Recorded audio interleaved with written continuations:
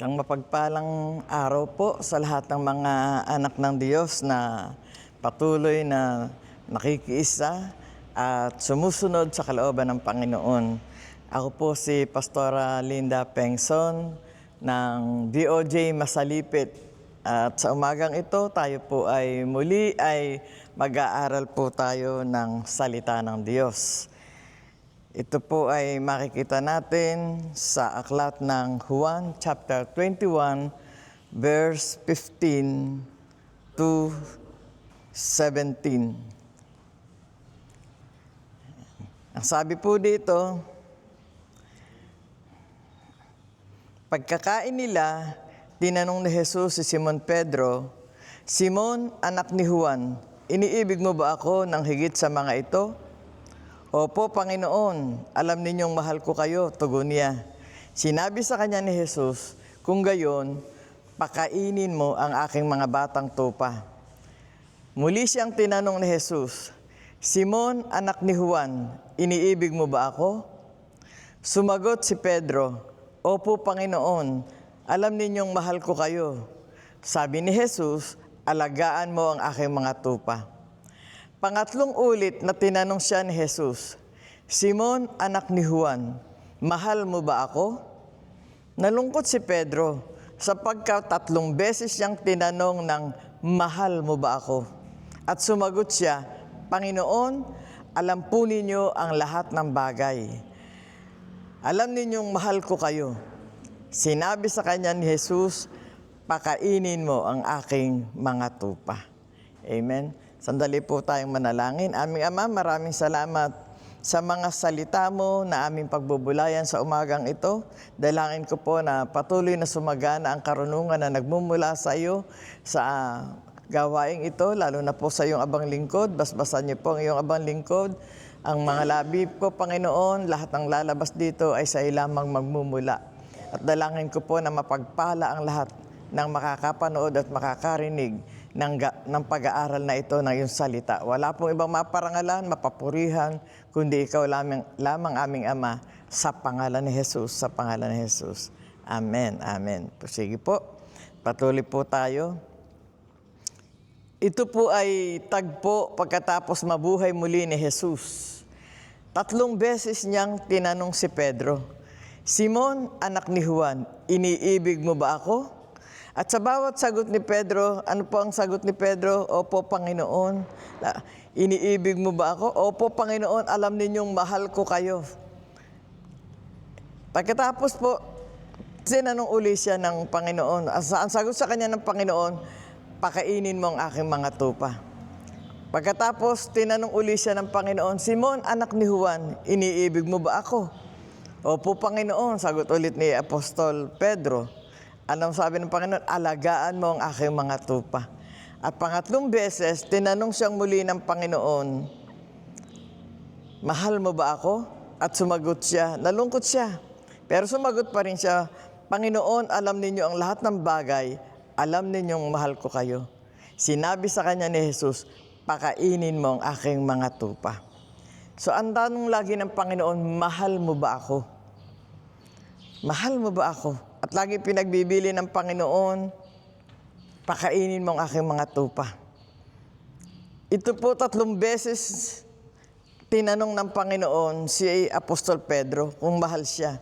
3 beses, kaya nalungkot si Pedro, naisip na 3 beses ko kasi siyang itinanggi. Kaya 3 beses din niya akong tinanong. 3 beses itinanggi ni Pedro si Jesus bago siya ipako sa krus. 3 beses din siya tinanong ni Jesus. Hindi po para pahiyain siya, kundi para ibalik yung kanyang dignidad at pagkatawag. Ipinapakita po ng Panginoon na kahit nagkamali ka, pwede kang ibalik, pwede kang patawarin, at pwede ka pang gamitin niya muli. Kaya nga ang bili ng Panginoon pakainin mo ang aking mga batang tupa. Alagaan mo ang aking mga tupa. Tunay na pag-ibig, may kasamang pagsunod. Kung talagang iniibig natin ang Panginoon, gaya ng sinasabi ni Apostol Pedro, alam niyo po na iniibig ko kayo. Alam niyo po ang lahat ng bagay. Kung tayo tunay na umiibig sa Panginoon, hindi lang sa salita, kung hindi sa gawa. Ang tunay na pag-ibig may kasamang pagsunod.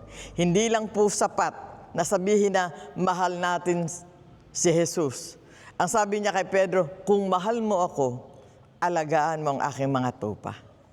Ibig sabihin po, ang totoong pagmamahal kay Jesus ay nakikita sa gawa, hindi lamang sa salita. Ang pagmamahal sa kapwa ay isa ring paraan ng pagpapakita ng pagmamahal kay Jesus. At ito po ang sabi ng Panginoon, alagaan mo ang aking mga tupa, panawagan sa paglilingkod. Ang mga tupa, kumakatawan po yan sa mga naniniwala, sa mga mahihina, sa mga nangangailangan, at sa mga bagong mananampalataya.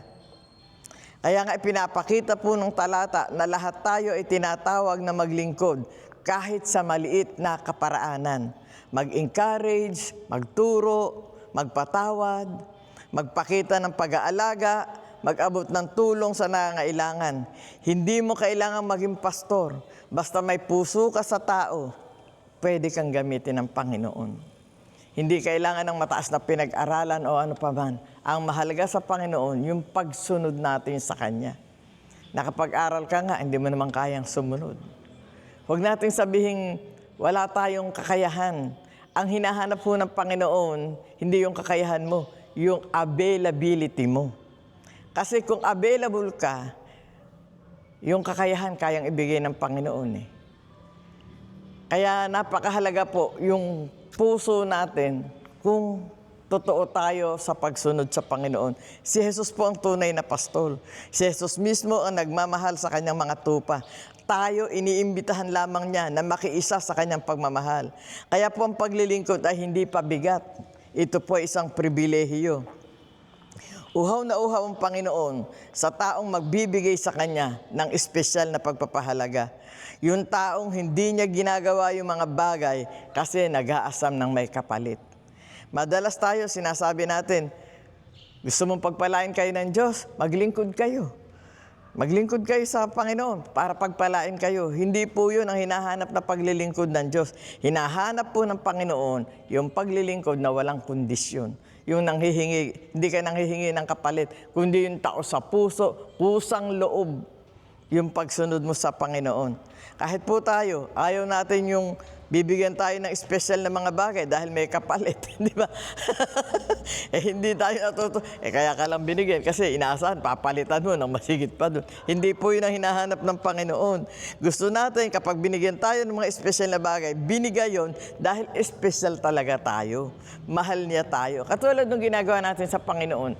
Alam naman tayo maibibigay na material na bagay sa Kanya, pero yung oras natin, isa po yan sa hinahanap ng Panginoon, yung oras natin, yung pakikipagniig sa Kanya, paglilingkod sa Kanya. Kaya nga kay Apostol Pedro, ano sabi niya, pakainin mo yung aking mga batang tupa. Pakainin mo, alagaan mo ang aking mga tupa. Yun po hinahanap ng Panginoon sa atin. Hindi niya tayo hahanapan ng alam niyang hindi natin kayang ibigay sa Kanya. Kaya po ito ay nagtuturo sa atin ang pag-ibig kay Jesus ay hindi lamang isang salita, kundi isang gawa na nagpapakita ng ating pagmamahal sa Kanya. Ang pag-aalaga at pagpapakain sa mga tupa ni Jesus ay isang mahalagang bahagi ng ating paglakad sa pananampalataya. Kaya nga ang tanong ng Panginoon, iniibig mo ba ako ng higit sa mga ito? Tumutukoy sa pag-ibig ni Pedro kay Jesus kumpara sa iba pang mga bagay sa kanyang buhay.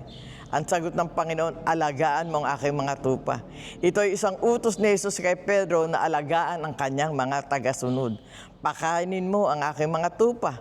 Ito po isang paulit-ulit na utos ni Jesus kay Pedro na pakainin ang kanyang mga tupa na tumutukoy sa pagbibigay ng espiritual na pagkain sa mga tagasunod ni Jesus.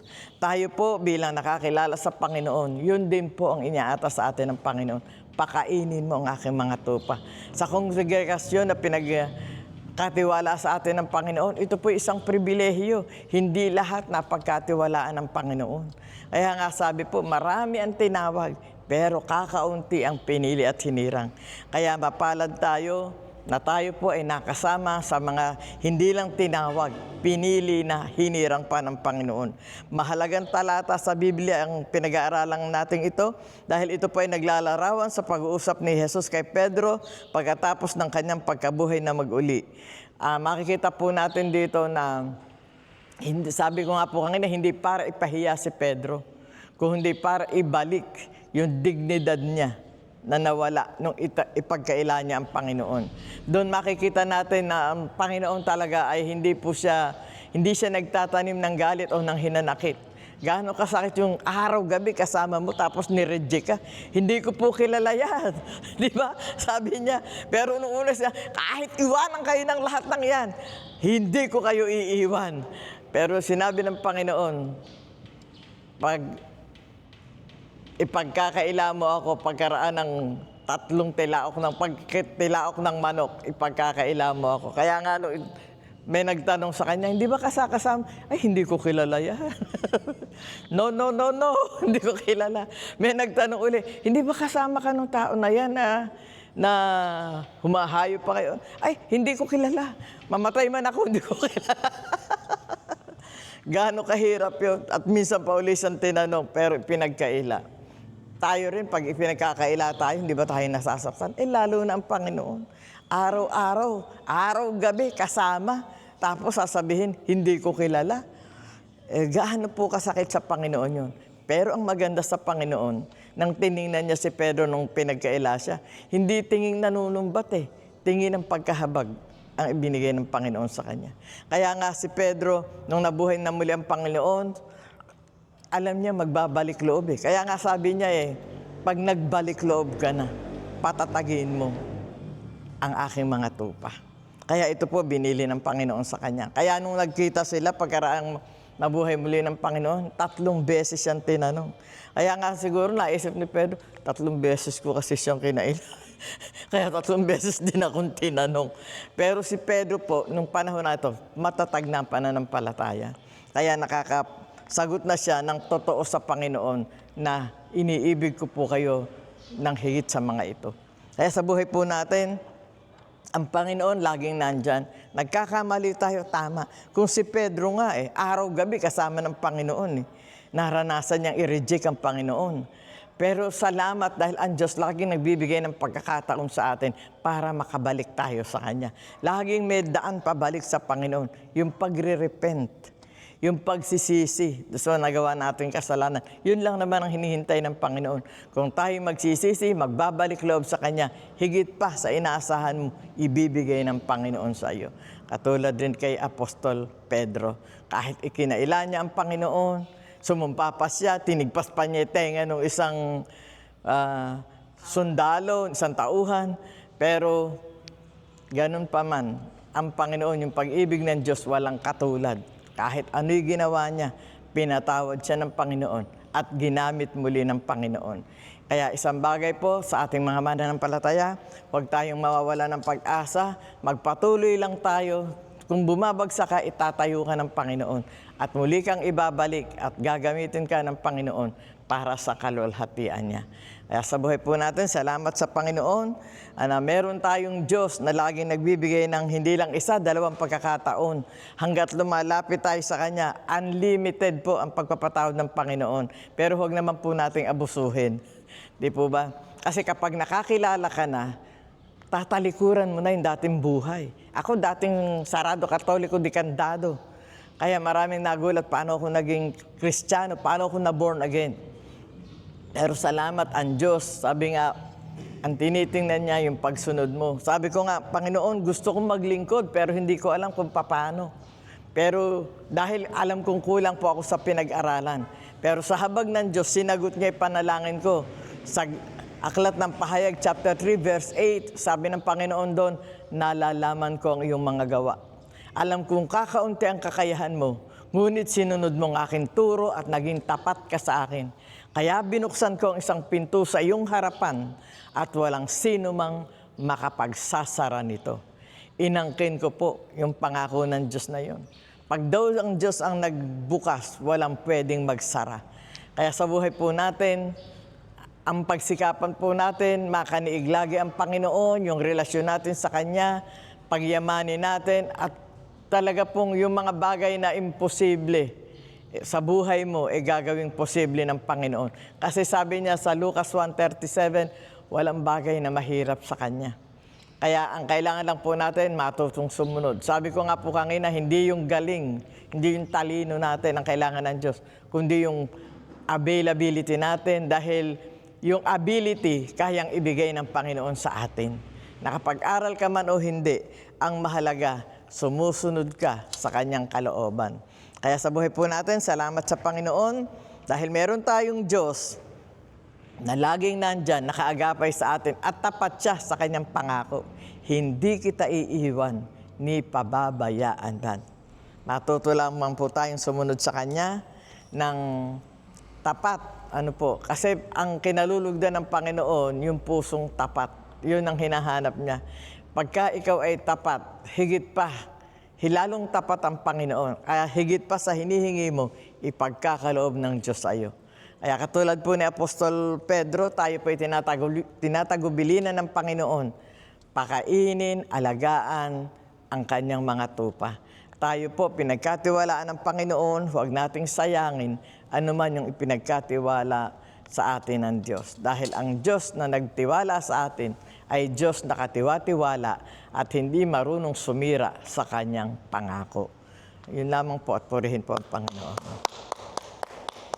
At ang Diyos po ang patuloy na magbigay sa atin ng masaganang buhay, paganda ng paganda, pabuti ng pabuti, payaman ng payaman, sa espiritual, sa pisikal, sa pinansyal. Wala pong magkukulang sa ating lahat dahil ang Diyos natin ay tapat at mabuti. Purihin po ang Panginoon. Hallelujah. Sige po, tayo manalangin. Aming Ama, maraming salamat po sa mga salita mo na aming napagbulayan. Salamat maging si Apostol Pedro, Panginoon, maging mabuting halimbawa sa amin na kahit siya ay pinagkaila ka, pero minahal mo pa rin siya at pinagkatiwalaan, Panginoon. Maraming salamat po at dalangin namin ang patuloy na pagkilos mo sa gawain ito, sa bawat pamilya, sa bawat tahanan. Wala pong pamilyang magkukulang. Maraming salamat po sa buhay po namin, Bishop Sunny. Maraming salamat sa aming Pastora Gosi. Salamat po kay Pastor Jubail at sa lahat ng iyong mga lingkod, Panginoon. Maraming salamat. At alam po namin, mas maganda ang plano mo kaysa sa plano namin, Panginoon. Mas maganda ang gagawin mo sa buhay ng bawat isa sa amin. Salamat po, aming Ama. Purihin, dakilain, luwalhatiin ang banal mong pangalan. Walang ibang maparangalan, mataas, kundi ikaw lamang, O Diyos. Nag-aangkin po kami ng matagumpay na buhay, na punong-puno ng pag-ibig, pagpapala, proteksyon, mga pabor at pribilehiyo mula sa iyo, aming Ama. At ito po'y tinatanggap namin at dinideklara sa pangalan ng Ama, ng Anak at ng Espiritu Santo at ng aming nag-iisang Panginoon at tagapagligtas, ang Panginoong Jesus. Amen. Maligayang Pasko po. God bless us all. Ikaw ba'y napagpala ng gawain ito? Maaari lamang po na i-like ang Facebook page ng Vessel of Joy Online Devotion or subscribe to the YouTube channel of Vessel of Joy Online Devotion. Yun lamang po at Merry Christmas and Happy New Year. God bless po sa inyong lahat.